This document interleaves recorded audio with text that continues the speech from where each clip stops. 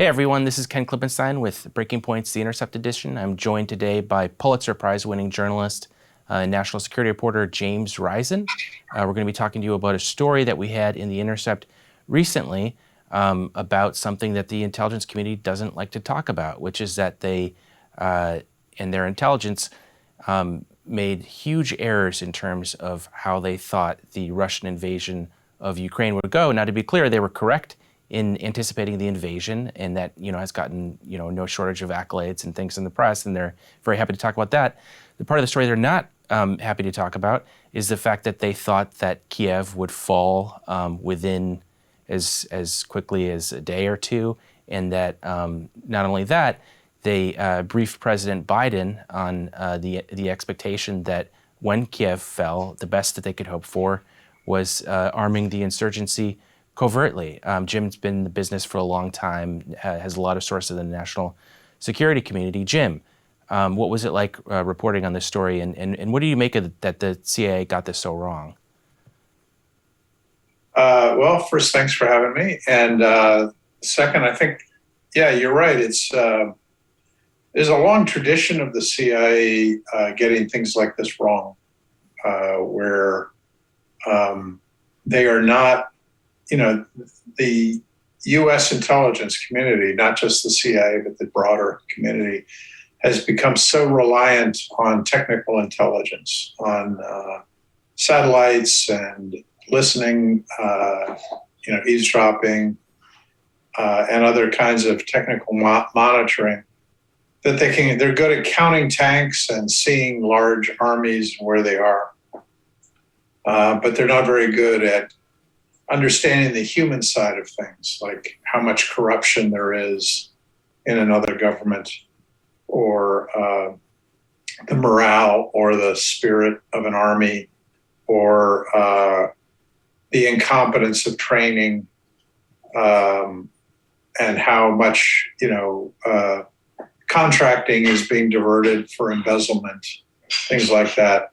And so they were able to see before the war, yes, the Russian army is deploying huge amounts of troops and equipment onto the border of Ukraine, and they could watch it over time. Over the year before the invasion, they saw deployments move back and forth, and what they finally, the army, the Russian army had units, I think in the spring of 2021, near the border with Ukraine, and then they pulled them back, and then they began to put them back near the border in the fall of 2021. When they started that deployment, it was obvious that it was becoming more larger and more permanent. But they weren't able to tell, oh yeah, the soldiers don't want to be there. The equipment is terrible. They don't have enough fuel, things like that. So they could watch and count things, but they weren't able to do much in terms of the qualitative intelligence. It's interesting. So it sounds like what you're saying, and this tracks with what my sources told me in reporting on the story, was that this endemic corruption, these kind of cultural problems within the Russian military, was not picked up on, despite the billions of dollars we're throwing at all of these sophisticated technical means that might work at what they're designed to do, or might not, because there's not a whole lot of oversight in the way of looking at where we're putting our money in these forms of technology. That doesn't get at, when I interviewed former CIA case officers who themselves ran spies in their careers, they were saying, we don't do as much of the human stuff in terms of just talking to people, and that is the way that you find out about these kind of problems. The reason I think this all matters to the general public and is a bigger story than just a gotcha on the CIA, although I'm happy to do that when it's factually true, is that we have had a bloated Pentagon budget for any number of decades, justified largely on the idea that these great powers like China and Russia are these 10-foot tall giants that are going to overwhelm us if we don't throw all this money at them. And then you look at the nature of the performance, and you see that not just the rife corruption, but the incompetence and the failure to move beyond the few territories that they've taken right next to their own country. What does that say about the, again, billions of dollars that we've given virtually carte blanche to these national security agencies to meet this threat that it looks like isn't as powerful as we thought? Yeah, I mean, that goes back to the Cold War. In the early 80s,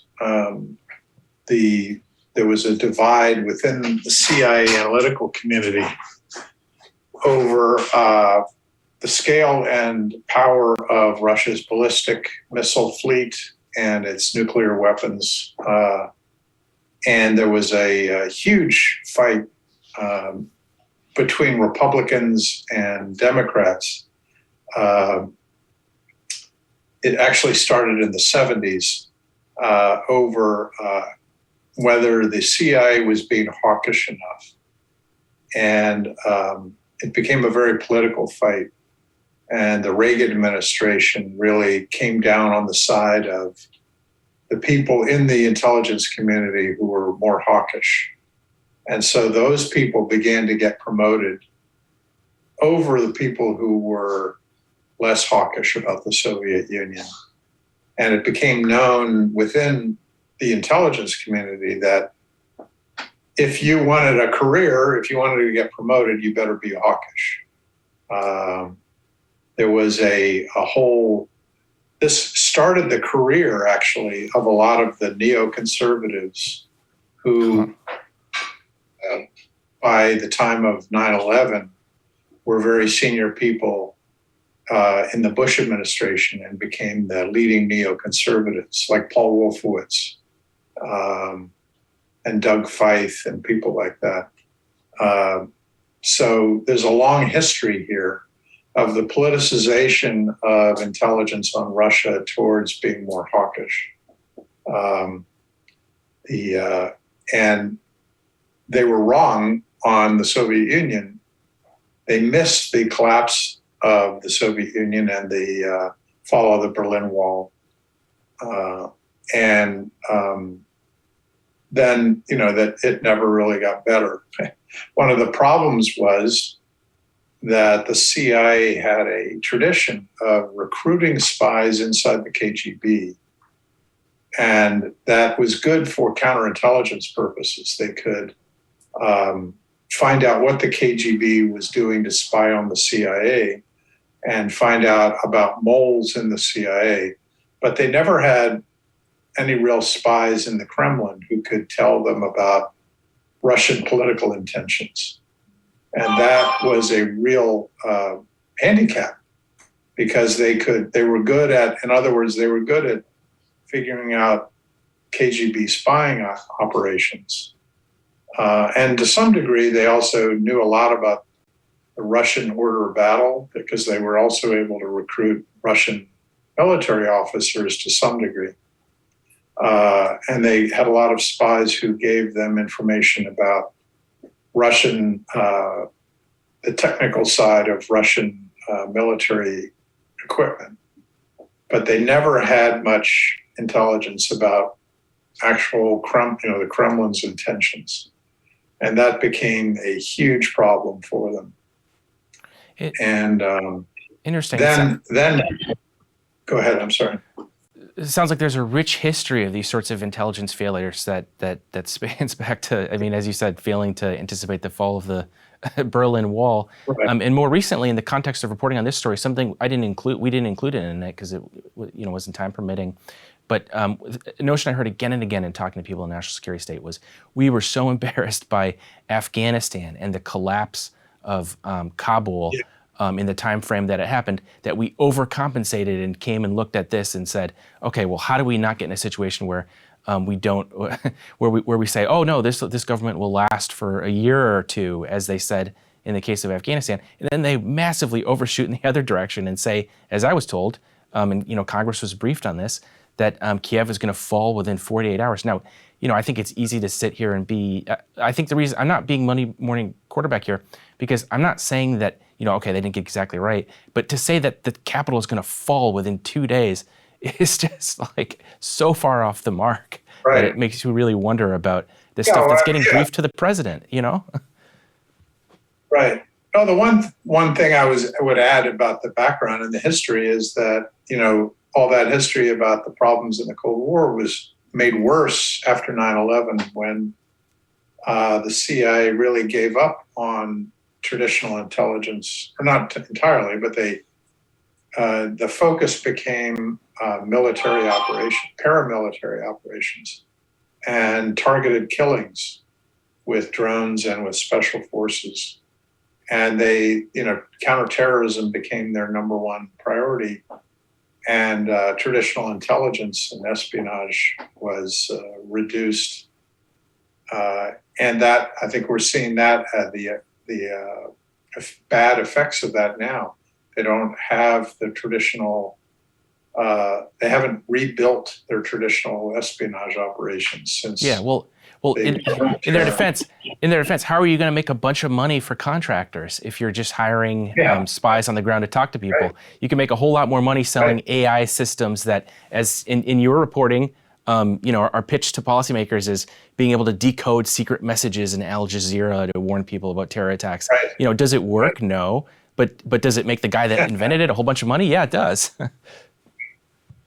Pay any price. Available in bookstores. No, it's true. There's a huge, the amount of money that is being put towards U.S. intelligence is really kind of shocking and scandalous. The CIA's budget doubled during the first few years of the war on terror, and I think it's probably doubled again. I don't know what the exact number is today, but it's just obscene amounts of money. And it's all going for this technical intelligence, which is very good for what it does. But if you've ever been to Afghanistan or Iraq and seen the way the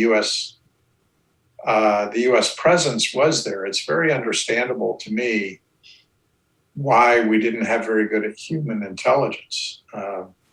Everybody drives around in massive convoys of Humvees because they're afraid of anybody getting kidnapped, rightfully so.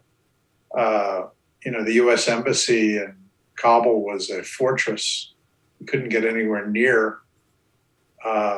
And so the idea that they had much interaction with locals who they could have secret conversations with was, I'm sure they did some of it, but it was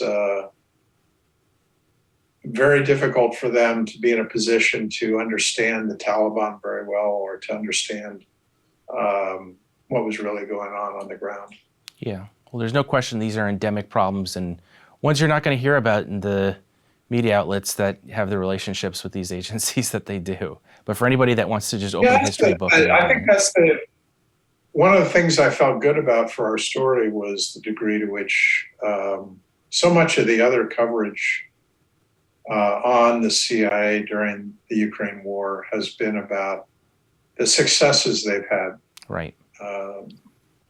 They've had, as you pointed out correctly at the beginning, they did accurately predict the invasion, and they predicted the timing. Probably what was more impressive for them was predicting the timing rather than the actual idea that they were going to invade. Right. And that almost certainly came from listening to conversations between Russian generals and political leaders when they had to tell the generals when to go. But, the idea that they completely missed the impact of corruption and deceit in the Russian system is just shocking and amazing to me. All right, Jim, I want to thank you for joining us. Once again, this is Ken Klippenstein with Breaking Points, the Intercept edition. Cable news is ripping us apart, dividing the country, making it impossible to function as a society, and making it impossible to know just what is true and what is false. But the good news is they are failing and they know it. That is why we're building something new, a new mainstream, a healthier one, something more trustworthy, something that we are going to need in one of the most pivotal times in American history. We are building up here for the midterms, for the upcoming presidential election, but we need your help. So if you can help us out by becoming a premium member today at breakingpoints.com, we're trying to change America for the better and the entire world. So what are you waiting for, guys? Go to breakingpoints.com and sign up and help us build a new mainstream.